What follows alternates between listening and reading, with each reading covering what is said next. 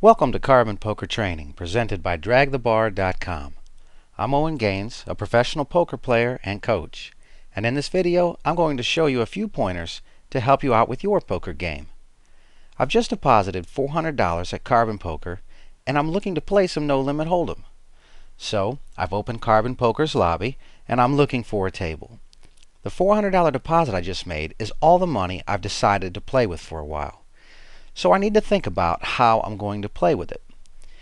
Now, if I open a 2-4 no limit table, notice that the standard amount to bring to the table is $400. Of course, this is all I have. But let's say I decide to open this 2-4 table and sit down with my $400. Immediately I get dealt king-king. I've decided to raise pre-flop. Someone at the table re-raises me, and before you know it, we get all the money in pre-flop and he turns over ace-ace. His ace-ace wins, and now I'm all out of money. Now, one common misconception among newer players is that a good player hardly ever leaves the table a loser. But this just isn't true. When you're playing No Limit Holdem, losing all the money in front of you is a very common occurrence no matter how good you are. I could deposit again, but the reason I deposited $400 to begin with is that's all I felt comfortable putting on the line right now. So I'm going to have to wait until a later time to play again, and that's no fun either. Obviously, we normally don't make a deposit with the idea of losing it quickly, but it did happen to us this time. However, this whole thing could have been avoided if I made a better decision before I even sat down at that table. One of the most important decisions for a No Limit Holdem player is made before he or she is even dealt a hand. It's about choosing the size of the game we're going to play. As I said, it's commonplace for even the best players to lose the money they brought to a table. Sometimes this can even happen several times very quickly in a game.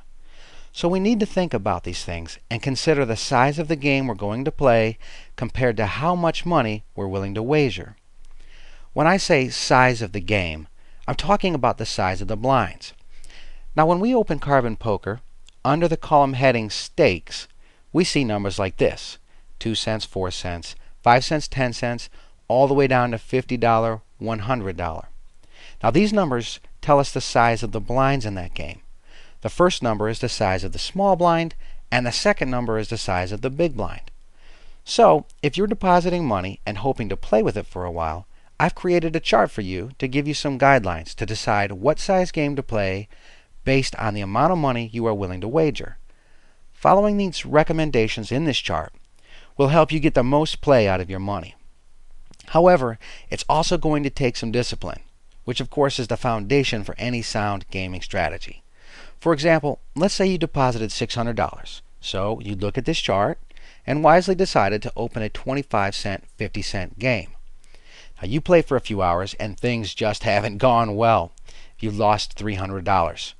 So now of course you only have $300 left. Now the next time you play, you should consider opening a smaller game. Looking at our chart, a 10-cent, 25-cent game would be a great choice. Not only will this help you get more playing time out of your deposit, it will also give you something to shoot for. For example, if you deposited $600, but you wanted to play in a 50-cent $1 game, then you could set a goal for yourself to make $400 at the tables before you move up to that 50-cent $1 game. Again, being disciplined and following this chart will really help you out with your poker game. Now, let's take a look at a few other ways to help you improve your game.